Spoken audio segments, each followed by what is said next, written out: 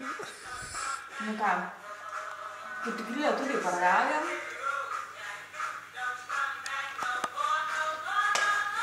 Nu žinok, skonis taip. Ne žalios tešlos, netgi geras. Žiūrėsim, kas čia kapsis toliau. Žiūrim, kas vyksta toliau. Va. Atrodo kaip kokie razinų ledai, iš tikrųjų. Ledai su razinamis. Nu, vat panašiai kažkas sakė. Aš šį kartą,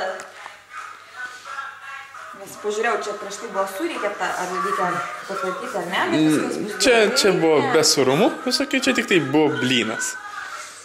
Nu ką, kaitinam, pilame aliejus. Aliejų galite naudoti įvairių, aišku, galėtų būti alyvuogių, kukurūzų, o extra virgin nerekomenduojame naudoti, nes keptuvėje jisai, pradeda prarasti tavo tą skonį ir jisai naudojame daugiau šaltiem patiekalam. Tai šiuo atveju mes tiesiog virgin naudojam, jo.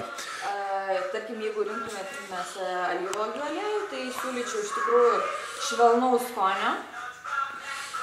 Kad nesijaustų ant blynų tas specifinis alyvuogių aliejaus skonis. Tai čia gal kokį anyrą reikėtų naudoti, aš taip įsivaizduoju. Ne, kaip tik anyrą netiktų. Netiktų anyrą? Nes anyra turi šiokį tokį prieskonį.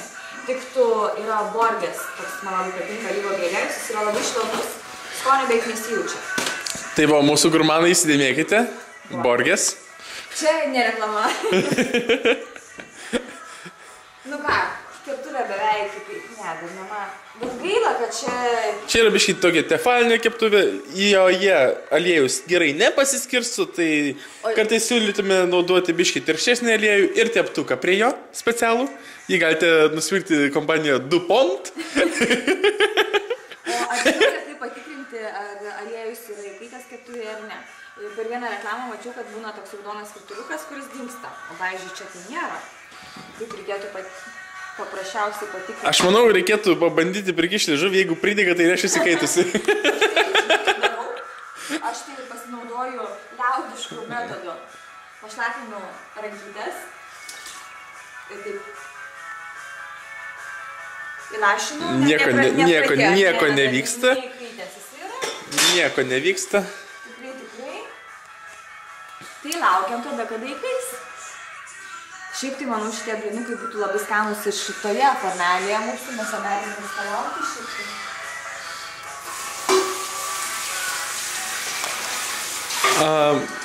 Taigi, žiūrovai, nesuklyskite, šitam dalykui galime naudoti ir keptuvę. Tikriausiai turėtų šitas tikti laikiklis.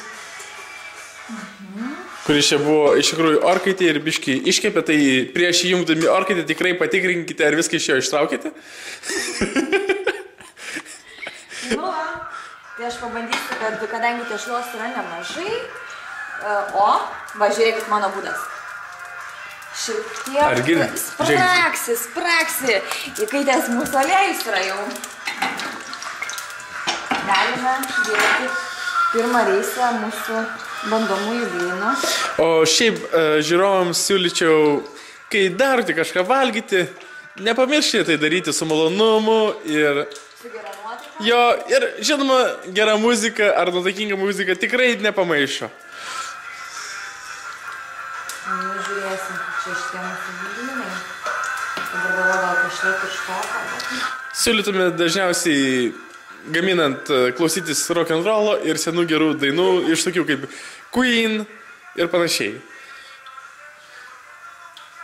Man tai šiuo metu pradėjo vėl patikti Elvis Preslis. Dabar žinau, yra tokia nauja grupė The Baseballs, kuri perdainuoja Elvio Preslio dainas, tai aš manau, kad irgi čia labai tiktų.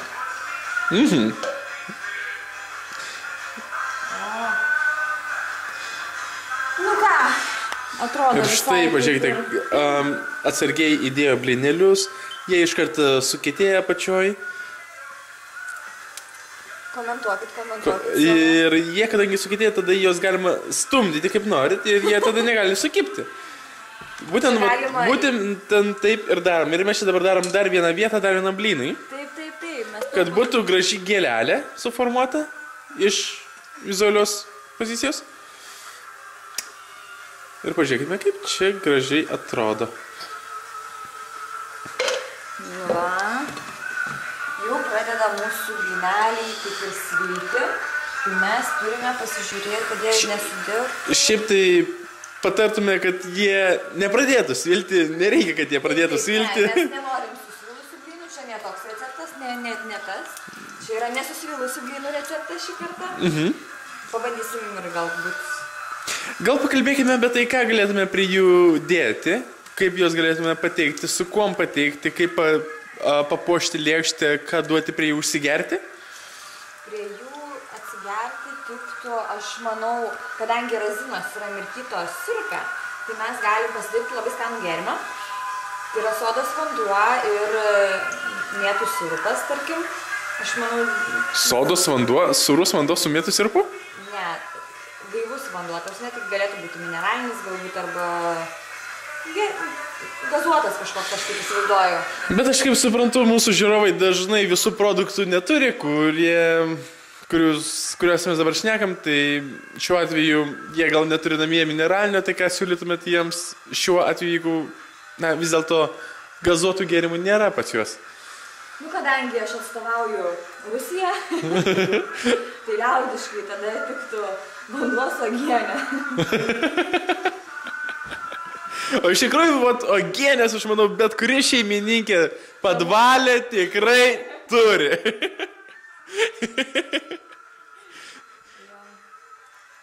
Oi, man tai atrodo labai skaniai, tik tai įdomu, ar iš tikrųjų skaniai gavosi. Ir mes labai gaila, kad nestartinį dar vieną blyną, bet gal aš dabar pabandysiu atrasti vietos ir sutalpinti, kad pasinaudoti.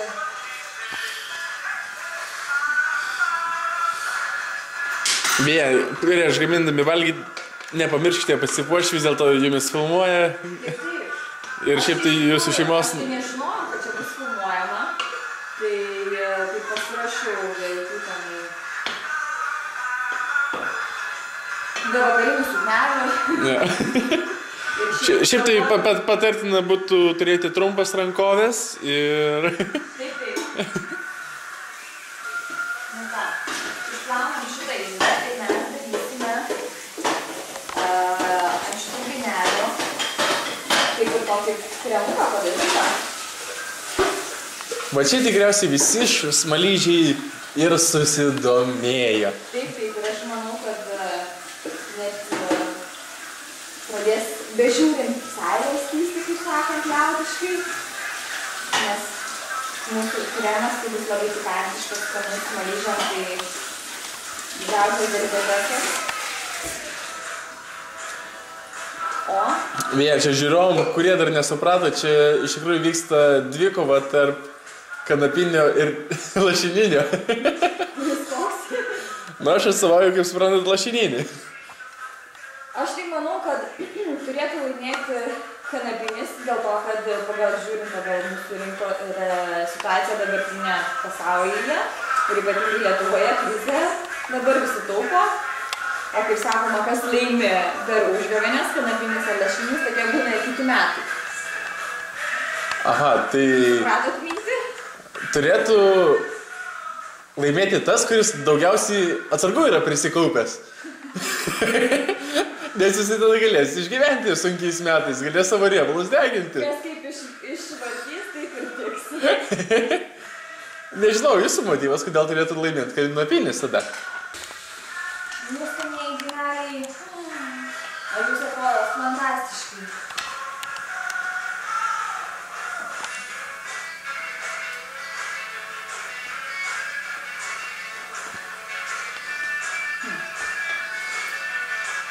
Beje, keptuviai patarėme irgi naudoti liaudiai pasitvirtinusias medinės menteles. Taipogi patarėme plasmasinių naudoti, nes ne visos plasmasinės mentelės būna labai kokybiškos ir tiesiog gali priduoti nepageidaujamą skonio. Ypač jeigu per ilgai paliekate keptuvėje jas. Menteles. Nu, tikrai. Čia buvo kas pasimokė. Jo, čia buvo kas pasimokė. Dabar drąsiai gali kėpti. Nu aš vėlgi užsiminsiu, kad man reikia asistento. Brangieji. Kitais metais.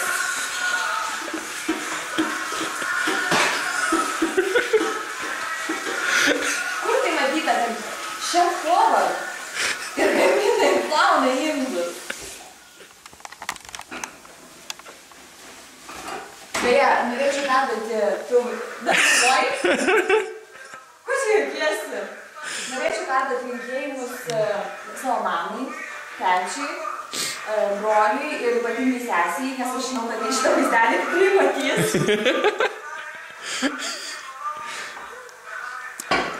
Čia tiems, kurie dar nėra susipažinę su visa mūsų plačia komanda, plytinės galim taip sakyti ir labai žisiškių, tai kalbam apie mūsų gerąją medikę, ištikimąją Aidą, kuri pasižadėjo mūsus visus gydyti. Girdėjai, Aida? Įdomiausia bus, kokią neįsritį pasirinks. Jo, ir nepamirškite išjungti kaitlentės, kai patraukite indus, būtinai, nes po to uždėsite ranką ir galėsite važiuoti pas Aidą.